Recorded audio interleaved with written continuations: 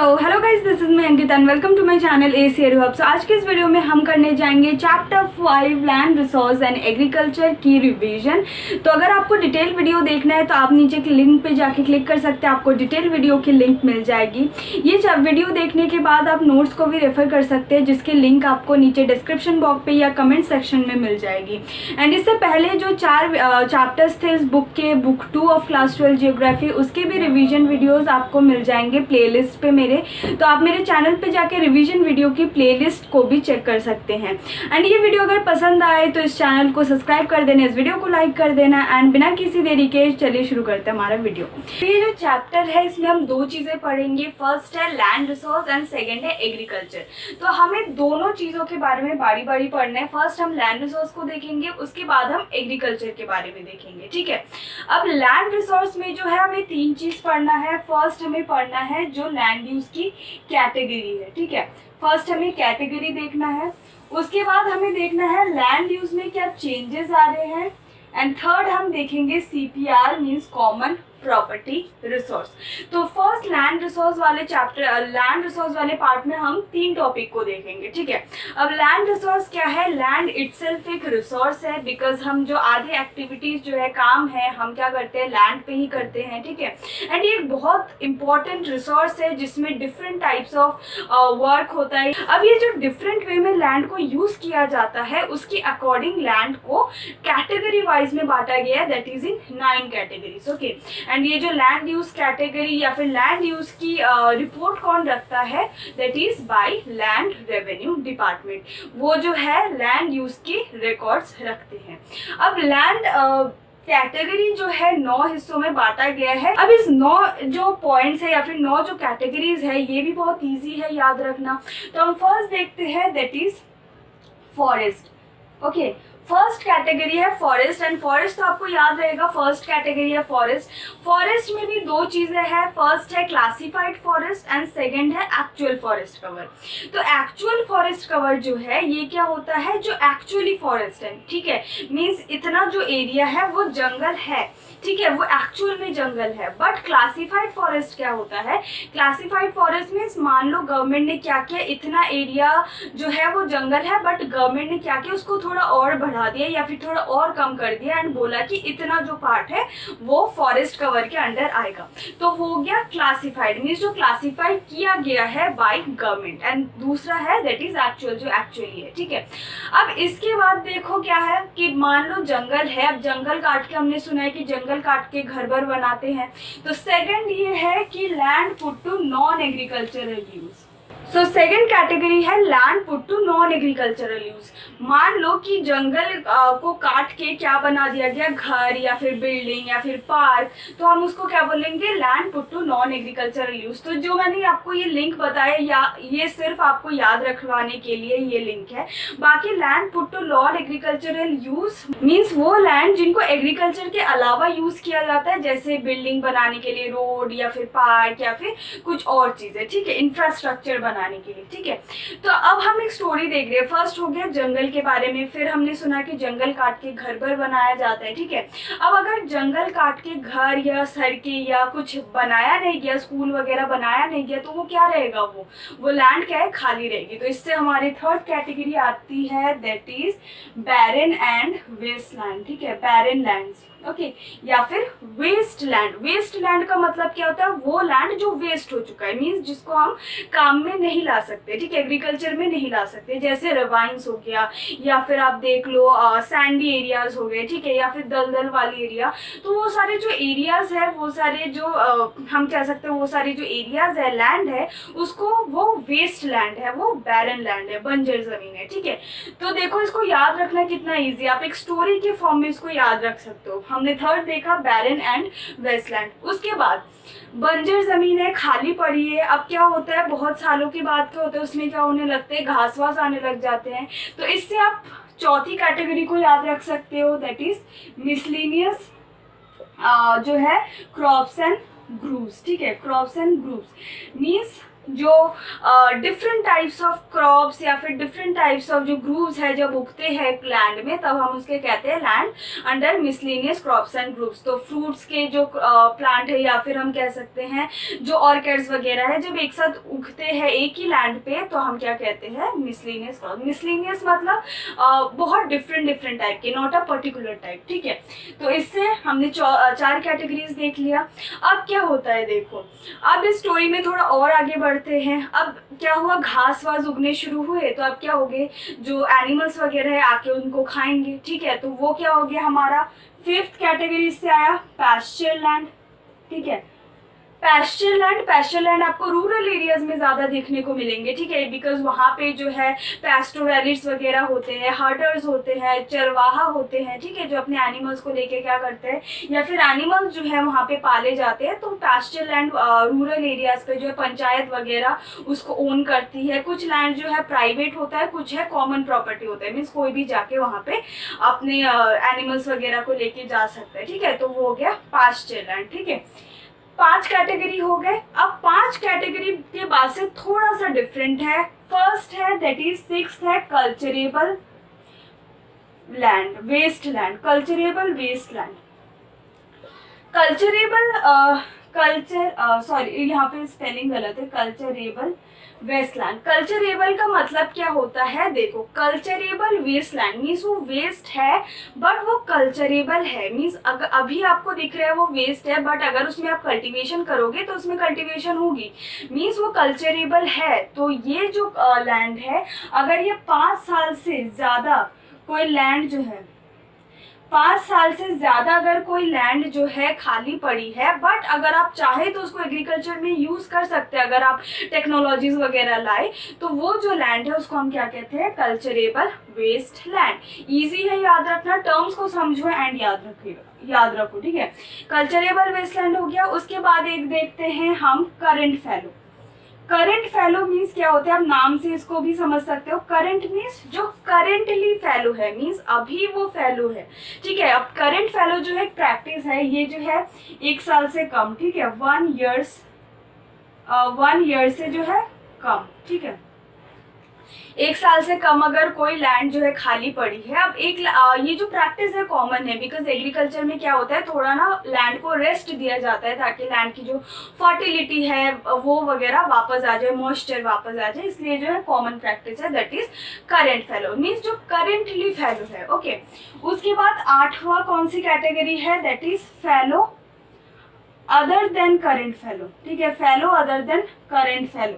फैलो other than current fallow means current fallow नहीं है वो, मीन्स करेंटली वो फैलो नहीं है, मीन्स 1 साल से उस लैंड को क्या हो गया, ज़्यादा हो गया, 1 ईयर से ज़्यादा हो गया बट 5 साल से कम, ठीक है। 1 साल से ज़्यादा हो गया बट 5 साल से कम। तो फैलो अदर देन करेंट फैलो, वो लैंड जो 1 साल से ज़्यादा खाली पड़ी है बट 5 साल से कम, ठीक है। 8 कैटेगरी देखो हमने कवर कर लिया। आई होप ये बहुत आपको इजी लगेगा याद रखने में। कोई भी डाउट है मुझे कमेंट सेक्शन में बताओ।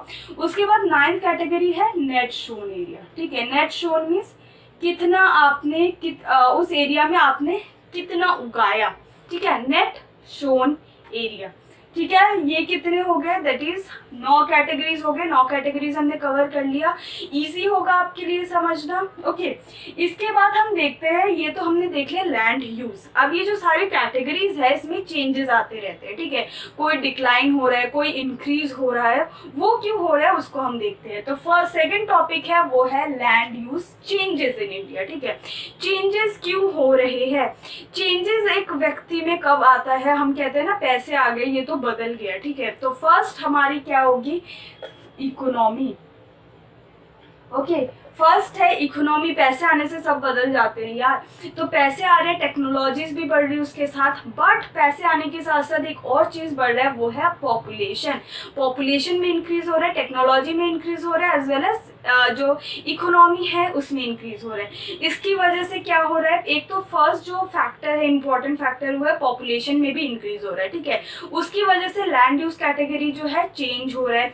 इकोनॉमी की वजह से लैंड यूज कैटेगरी चेंज हो रहा है, ठीक है। अब इकोनॉमी की वजह से कैसे, अब देख लो आपके पास इनकम बहुत अच्छा आ रहा है, आपने क्या कर लिया 2-3-4 घर खरीद लिए, 2-3 गाड़ी खरीद ली, इससे क्या हो रहा है लैंड में प्रेशर पड़ रहा है। आप 2-3 घर, अगर आप एक ही फैमिली में 3-4 घर अगर आप खरीदते हो तो क्या होगा, बिल्डिंग की डिमांड बढ़ेगी तो और बिल्डिंग और सड़कें बनेंगी और बिल्डिंग्स बनेंगी, ठीक है। तो land put to non agricultural use जो कैटेगरी है उसमें इंक्रीज हो रहा है, फॉरेस्ट कवर में डिक्रीज हो रहा है, ठीक है। तो ये आप देख लो, या फिर हम कह सकते हैं एग्रीकल्चरल लैंड में डिक्रीज हो रही है, इकोनॉमी बढ़ रही, तो लोग क्वाटरनरी क्वीनरी एक्टिविटीज कर रहे, टर्शरी एक्टिविटीज कर रहे हैं, ठीक है। तो इकोनॉमिक चेंजेस से बहुत कुछ होता है। सेकंड है, आप देख लो कंपोजिशन। ओके, कंपोजिशन क्या होता है, जो activities, primary activity, secondary activity, tertiary activity. अब ये जो प्राइमरी एक्टिविटी है इसमें लैंड जो है, प्राइमरी एक्टिविटी जो है ये कम होता जा रहा है, ठीक है। अब टर्शरी एंड सेकेंडरी एक्टिविटी में लोग जाने लग गए ज़्यादा, ठीक है। प्राइमरी एक्टिविटी देख लो तो उसमें जो है जो लैंड है वो भी कम होती जा रही है, बट जो उसमें प्रेशर है वो बढ़ती जा रही है, बिकॉज जो पॉपुलेशन है इंक्रीज है। अब क्या हो रहा है, लैंड इतना सा है बट पॉपुलेशन अगर आप बढ़ाओगे तो उनको खाने के लिए भी तो चाहिए, ठीक है। अब खाना कहाँ से आएगा, जब एग्रीकल्चर होगा। तो इस वजह से भी, इस कंपोजिशन की वजह से भी चेंजेस आ रहे हैं, क्योंकि primary tertiary and secondary activities जो है इसकी जो प्रोपोर्शन है या फिर रेशियो हम कह सकते हैं वो भी चेंजेस हो रहे हैं, ठीक है। थर्ड है एग्रीकल्चरल लैंड में, ठीक है, ये एक इम्पॉर्टेंट पार्ट है। एग्रीकल्चरल लैंड जो है या फिर रिसोर्स जो, इसमें कमी आ रही है, बिकॉज इस यहाँ पे जो लोग अभी क्या है प्राइमरी सेक्टर में इतने ज़्यादा प्राइमरी एक्टिविटी इतना ज़्यादा नहीं करते।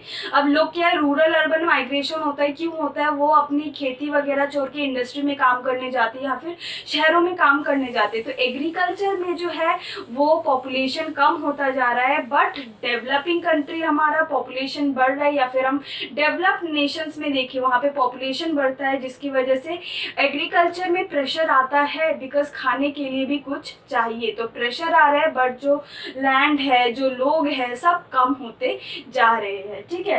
तो ये 3 कारण है जिसकी वजह से चेंजेस हो रहे हैं। ओके, अब इन कैटेगरीज में किसमें बढ़ोतरी हो रही है, किसमें कम हो रही है, हम देखते हैं। तो ये जो नॉन एग्रीकल्चरल यूज वाला लैंड है, ठीक है, जो land put to non agricultural use वाला जो लैंड है उसमें इंक्रीज हो रहा है।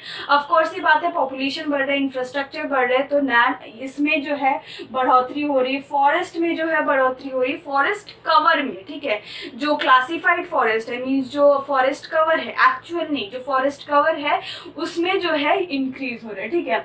और किस में इंक्रीज हो रहा है, दैट इज करेंट वैल्यू में। तो ये जो करेंट वैल्यू है ये इसमें फ्लक्चुएट होता रहता है, कभी कम कभी ज्यादा, ठीक है, वो फ्लक्चुएट होता रहता है, बट उसमें स्लाइट इंक्रीज दिखी है। एंड लास्ट है जो है नेट शोन एरिया। ये नेट शोन एरिया इतनी तो बढ़ोतरी नहीं हो रही, बट हम कह सकते हैं इसमें जो डिक्रीज है वो बहुत स्लो है, मीन्स हल्का इंक्रीज हुआ है हम कह सकते हैं। ओके, एंड किन कैटेगरी में कमी डिक्रीज हो रहा है, दैट इज इन दी, हम कह सकते हैं ये जो है हमारे कल्चरेबल जो वेस्टलैंड्स है, ठीक है, बैरन एंड वेस्टलैंड्स है, इसमें कमी आ रही है, ठीक है। हम देख सकते हैं ये जो बैरन एंड वेस्टलैंड है इसको क्या कर रहे हैं, वो लेके जो है काम में ला रहे हैं, इंफ्रास्ट्रक्चर बना रहे हैं। एज वेल एज जो कल्चरेबल वेस्टलैंड है इसमें भी जो है कमी आ रही है, बिकॉज ये कल्टिवेशन के अंदर जो है इसको डाल रहे हैं। उसके बाद जो है पैस्चर लैंड्स जो है इसमें भी कमी आ रही है, ठीक है। तो ये जो कुछ 3-4 कैटेगरी है इसमें कमी भी आ रही है, एंड कुछ कैटेगरीज में इंक्रीज हो रहा है due to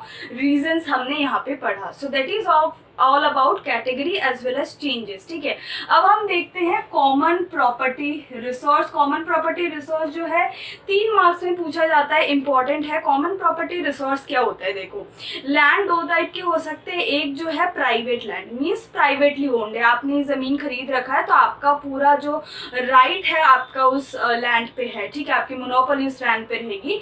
but common property resource क्या होता है, जिसमें किसी का अधिकार नहीं होता, वो कम्युनिटी के लिए होता होता है, आप उसमें सब आ सकते हैं, उसमें अपना कुछ कर सकते हैं, ठीक है। तो ये बहुत इंपॉर्टेंट है गांव वगैरह एरिया में, जैसे वेमेंस जो है वो फ्यूल वगैरह लेने जाती है, ठीक है, लकड़ी वगैरह लेने जाती है, फ्यूल लेने जाती है, फ्रूट्स जो अगर आप देख लो जो जंगल में बहुत important fruits as well as wood, तो इन सब चीज़ों को इकट्ठा करने के लिए जो है ये बहुत इंपॉर्टेंट है कॉमन प्रॉपर्टी रिसोर्स।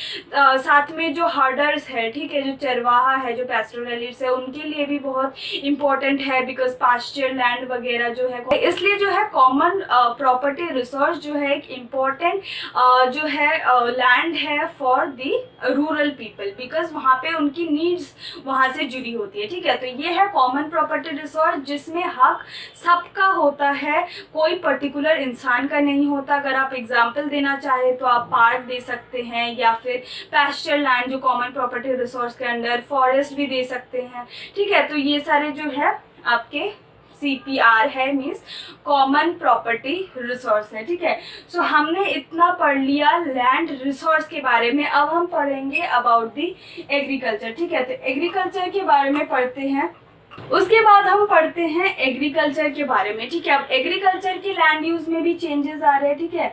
तो हम एग्रीकल्चरल लैंड यूज के बारे में पढ़ेंगे, ठीक है, सीजन्स के बारे में पढ़ेंगे, एज वेल एज टाइप्स के बारे में पढ़ेंगे, ओके।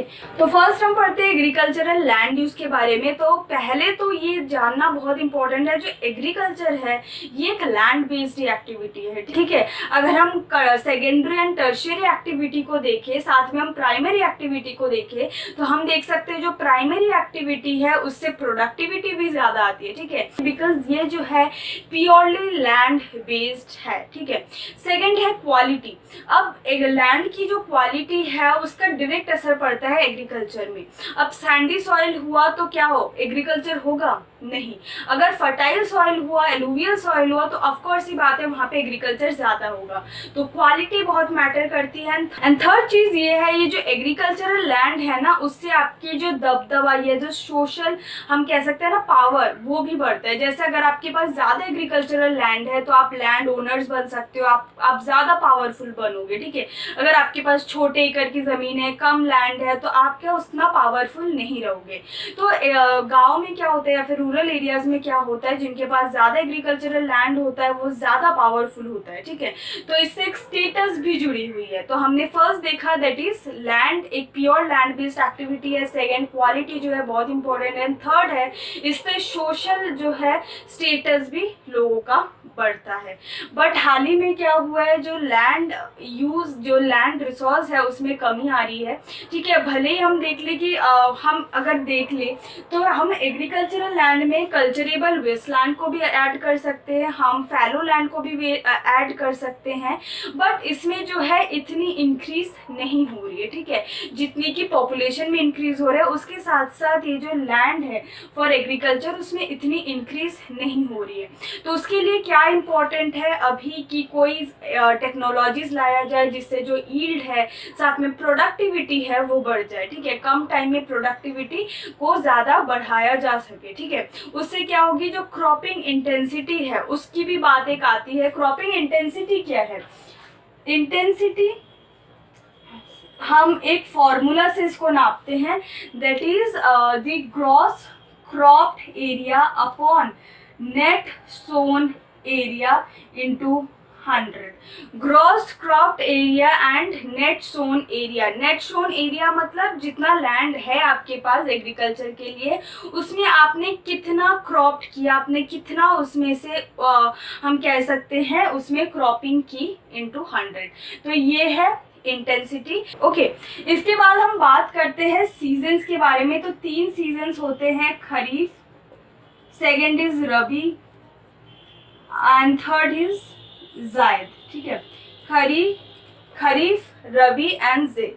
खरीफ क्रॉप कौन से होते हैं? जून टू सितंबर इनका जो है पीरियड होता है। एंड जून टू सितंबर कौन सा टाइम होता है जहाँ पे बारिश आती है। तो जो खरीफ क्रॉप है ये मॉनसूनल क्रॉप है, हम कह सकते हैं। साउथ वेस्ट मॉनसून इसमें आती है, एज वेल एज ये रेनी सीजन के टाइम का है, ठीक है।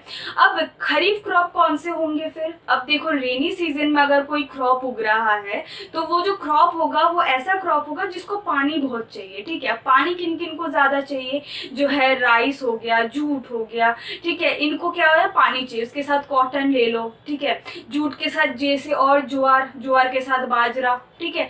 ये जो सारे क्रॉप है, ठीक है, राइस, कॉटन, जूट, ज्वार, बाजरा, ये जो है इनको क्या चाहिए? पानी ज़्यादा चाहिए। अब जिनको पानी ज़्यादा चाहिए वो कब आएंगे? जब रेनी सीजन टाइम आएगा, ठीक है। तो खरीफ क्रॉप जो है रेनी सीजन के टाइम का है। अब देखो, इसमें दो डिवीजन है, नॉर्दर्न एंड सदर्न में, ठीक है। तो सदर्न में थोड़े क्लाइमेट डिफरेंट है, उसकी वजह से जो क्रॉप्स है, राइस जो है वो तीनों सीजन में ही आते हैं वहाँ पे, ठीक है। तो थोड़े वहाँ से डिफरेंस है, बट आप एक कॉमन एग्जाम्पल के लिए ये सारे एग्जाम्पल्स लिख सकते हो।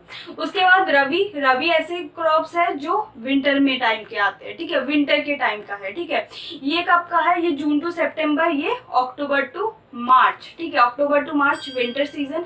विंटर सीजन में ऐसे क्रॉप आते हैं जिनको इतनी पानी नहीं चाहिए, ऑफ कोर्स ही बात है। वीट आ गया, ग्राम आ गया, मस्टर्ड आ गया, ठीक है। तो ये जो है इनको इतनी पानी नहीं चाहिए होते, विंटर के क्रॉप्स है, ठीक है। ज़ेद क्रॉप्स ये गर्मियों के टाइम के हैं। तो गर्मियों के टाइम में कौन से हम देख सकते हैं? फ्रूट्स देख सकते हैं, हम फॉडर देख सकते हैं, ठीक है। तो ये जो सारे फ्रूट्स, वेजिटेबल्स, ये जो टाइम है ये ज़ेद क्रॉप्स है। तो 3 डिवीजन है, आई होप आपको समझ होगा, खरीफ, रबी एंड ज़ेद। उसके बाद है टाइप्स ऑफ क्रॉपिंग। तो टाइप्स 2 टाइप्स के हैं। फर्स्ट है जिनको इरिगेशन की ज़रूरत पड़ती है, एंड दूसरा है जो रेनफेड है। रेनफेड बिकॉज हमें पता है तो 33% जो है बस इरिगेशन पे डिपेंडेंट है, बाकी सारे हमारे मॉनसून पे डिपेंडेंट है, ठीक है। तो ये प्रॉब्लम भी है इंडियन एग्रीकल्चर की। तो 2 टाइप के क्रॉपिंग है, फर्स्ट है rainfed and second is irrigated, ठीक है।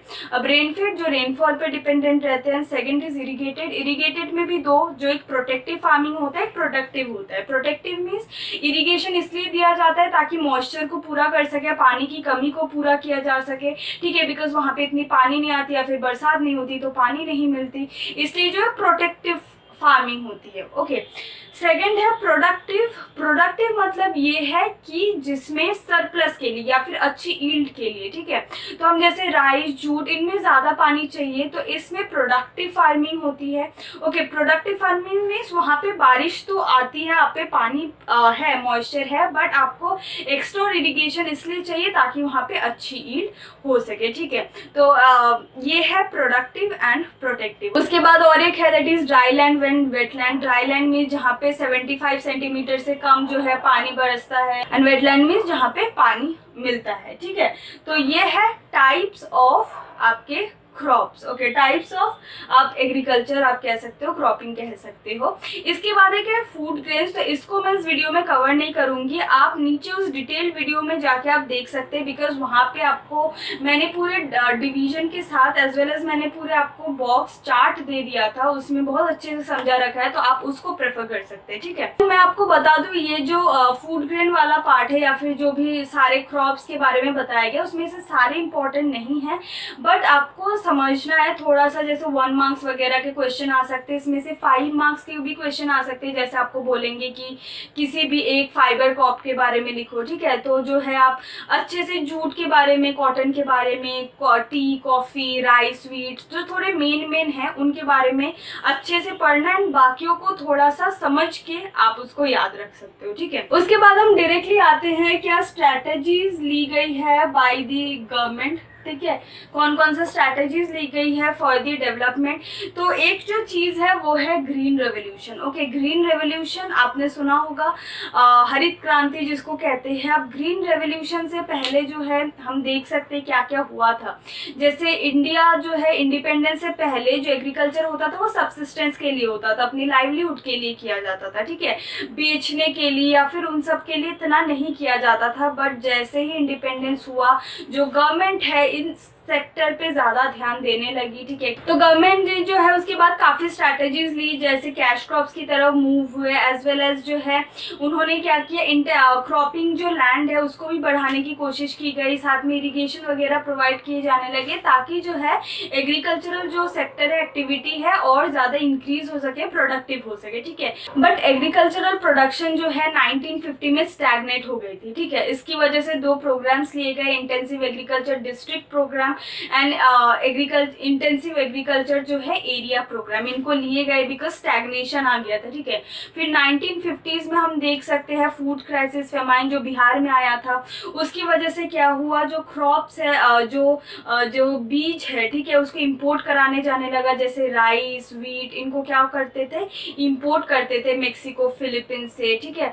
एंड उस टाइम में जो गवर्नमेंट ने जो है ग्रीन रेवोल्यूशन जो है किया था, बिकॉज उस टाइम में गवर्नमेंट ने जो है पैकेज निकाला था जहाँ पे जो है irrigation, HYV seeds as well as जो भी फर्टिलाइजर्स वगैरह जो भी चाहिए, ये उन स्टेट्स को दिया था जो ऑलरेडी रिच थे, मीन्स हरियाणा, पंजाब, यूपी, जहाँ पे ऑलरेडी जो है एग्रीकल्चर चल रहा था, ठीक है। एग्रीकल्चरली वो डोमिनेट स्टेट्स थे, ठीक है। तो उन स्टेट्स को क्या हुआ था, उन्होंने ये सारे पैकेजेस दिलवाए थे, एंड जिसके बाद हम जाके एग्रीकल्चरली इंडिपेंडेंट हो सके, ठीक है। फिर हमें इंपोर्ट कराने की ज़रूरत नहीं पड़ी। तो उस टाइम पे जो है एग्रीकल्चर पे बहुत ज़्यादा क्या बोल सकते हैं हम, डेवलपमेंट आई थी उस वजह से, ठीक है। ग्रीन रेवोल्यूशन के बाद जो है डेवलपमेंट आई थी। उसके बाद प्लानिंग कमीशन भी जो है टाइम टू टाइम क्या है, उन्होंने एक्शन लिया है, प्रोग्राम चलाया है, हम जैसे देख सकते हैं। तो एंड उसके साथ साथ लिबरलाइजेशन भी हुआ था, जिसकी वजह से जो है और ज़्यादा इस सेक्टर को बूस्ट मिला। तो हम कह सकते हैं ये सारी स्ट्रैटेजीज है। उसके बाद जो केमिकल फर्टिलाइजर्स है उससे बहुत बढ़ोतरी हुई, इरिगेशन से बढ़ोतरी हुई, ठीक है। तो कुछ पंजाब, हरियाणा जैसा आप देख सकते हो, बहुत ज़्यादा जो है केमिकल फर्टिलाइजर्स उसमें यूज़ होता है। इरिगेशन की जो आप बात करो तो इरिगेशन से काफ़ी ज़्यादा क्या मिला है, एग्रीकल्चर को थोड़ा सा डेवलपमेंट हुआ है एग्रीकल्चर में, ठीक है। तो आप देख सकते हो जो भी इरिगेशन हुआ है या फिर जो केमिकल फर्टिलाइजर्स आया है, उसकी वजह से इंडिया में क्रॉप्स की प्रोडक्शन बढ़ी है, ईल्ड बढ़ी है, एंड इंडिया जो अभी रैंक करता है, 2nd रैंकिंग में है for rice and many other crops, ठीक है। राइस देख लो, सुगर केन, व्हीट, काफ़ी सारे क्रॉप्स है जो कि इंडिया रैंक में आती है पूरे वर्ल्ड में, ठीक है। कि पल्सेस में या फिर सुगर केन आप देख लो, जूट देख लो, तो उसमें बहुत अच्छा ग्रोथ हुआ है, प्रोडक्शन बहुत अच्छा हुआ है, ठीक है। इसके बाद हम देखते हैं कुछ प्रॉब्लम्स है इंडियन एग्रीकल्चर में, उसको भी हम डिस्कस करते हैं। सो फर्स्ट प्रॉब्लम है वो है डिपेंडेंस और मॉनसून।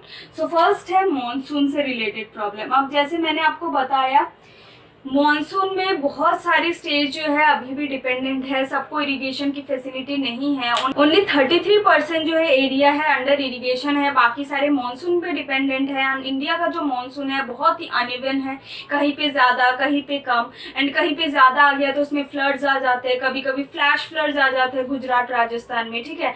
एंड कहीं पे नहीं हुआ तो वहाँ पे ड्रॉट आ जाते हैं। तो इस वजह से जो है क्रॉपिंग में या फिर एग्रीकल्चर में बहुत ज़्यादा प्रभाव पड़ता है, जिसकी वजह से जो है एग्रीकल्चर में एक ये प्रॉब्लम है, दैट इज इरिगेशन या फिर मॉनसून। तो सेकंड है प्रोडक्टिविटी। अब प्रोडक्टिविटी भी हमारे यहाँ पे कम है as compare to Japan, Russia, USA, अगर इंटरनेशनल कंपैरिजन किया जाए। एंड ये इसलिए है क्योंकि हमारे लैंड पे प्रेशर बहुत ज़्यादा है, मीन्स जो पॉपुलेशन है वो बढ़ती जा रही है, जिसकी वजह से लैंड में प्रेशर आ रहा है, बट प्राइमरी सेक्टर में जो लोग हैं वो कम होते जा रहे हैं, ठीक है। तो एग्रीकल्चरल प्रोडक्टिविटी हमारी उतनी नहीं है, जो कि अगेन एक प्रॉब्लम है। थर्ड हम ये कह सकते हैं फाइनेंशियल प्रॉब्लम, ठीक है। फाइनेंशियल प्रॉब्लम तो है भाई, हमारे यहाँ के जो फार्मर्स है इतने अमीर नहीं होते, जिनके पास ज़्यादा फाइनेंस नहीं होती। अब ज़्यादा फाइनेंस नहीं है तो वो ना अच्छे बीज खरीद पाएंगे, ना इरिगेशन ला पाएंगे, ना ट्रैक्टर ला पाएंगे, और ना ही वो कोई टेक्नोलॉजी दूसरा ले पाएंगे, ठीक है। तो इस वजह से क्या होता है, उनकी प्रोडक्टिविटी इतनी होती नहीं है, या फिर वो लोन भी लेते हैं, कर्ज भी लेते हैं, तो वो चुका नहीं पाते, या फिर क्रॉप फेलियर हो जाता है तो उसकी वजह से जो पैसा डूब जाता है, जिसकी वजह से किसान जो है आत्महत्या वगैरह भी करते हैं। तो इस वजह से जो है फाइनेंस एक बहुत इम्पोर्टेंट फैक्टर है जो हमारे इंडिया में प्रॉब्लम है। ओके, फोर्थ हम देख ले तो लैंड रिफॉर्म्स। अब जो लैंड रिफॉर्म्स कब हुए थे, जो हमारे इंडिया में काफ़ी सारे लैंड रेवेन्यू सिस्टम थे, जैसे रैयतवारी, महलवारी, ज़मींदारी, ये जो सिस्टम थे इनको हटाने के लिए लैंड रिफॉर्म लाया गया।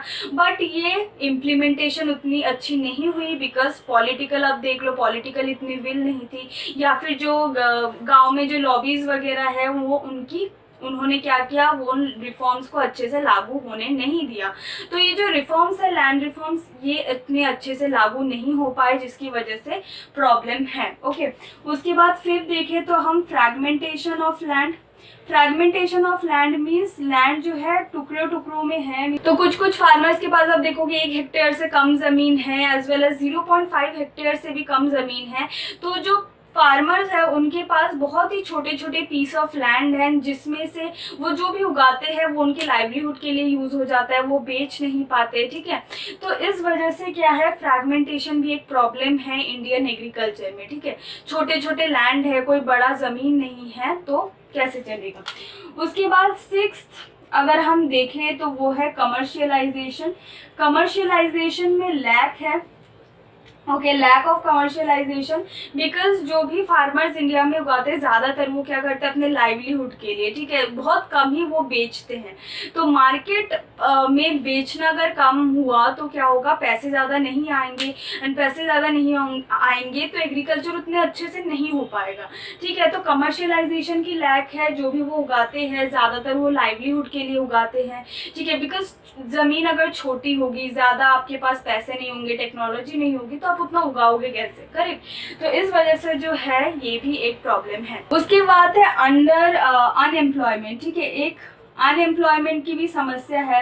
अब जिसके पास लैंड नहीं है, जो दूसरों की ज़मीन में जाके काम करते हैं, अब कुछ क्रॉप्स जो है, जो टाइम होता है, ठीक है, सीजनल जो है अनएम्प्लॉयमेंट होता है, बिकॉज जिस सीज़न में क्रॉप्स उगते हैं या फिर कटाई वगैरह होती है उस टाइम पे तो लेबर यूज़ किया जाता है। बट कुछ महीने ऐसे होते हैं जहाँ पे कोई काम ही नहीं होता एग्रीकल्चर में, तो उस टाइम पे कोई एम्प्लॉयमेंट नहीं होती, सारे जो है अनएम्प्लॉयमेंट के शिकार होते हैं। ठीक है, जिनके पास अपनी ज़मीन नहीं है वो क्या करते हैं, अनएम्प्लॉयड होते हैं, उस टाइम में कोई काम नहीं होता। एंड इसके बाद लास्ट अब क्या हो रहा है ना, जो डेवलपमेंट हुआ है, ठीक है, डिग्रेडेशन। अब क्या हो रहा है, जो लैंड की जो डेवलपमेंट हुई है, जैसे इरिगेशन वगैरह आया है, टेक्नोलॉजीज आई है, उससे क्या हो रहा है, लैंड की डिग्रेडेशन भी हो रही है। कैसे, जैसे सैलिनिटी जम जाती है, अल्कलाइजेशन हो जाता है, ठीक है, वाटर लॉगिंग हो जाती है इरिगेशन की वजह से। इन सारी चीज़ों की वजह से क्या हो रहा है, लैंड जो है वो डिग्रेड होता जा रहा है।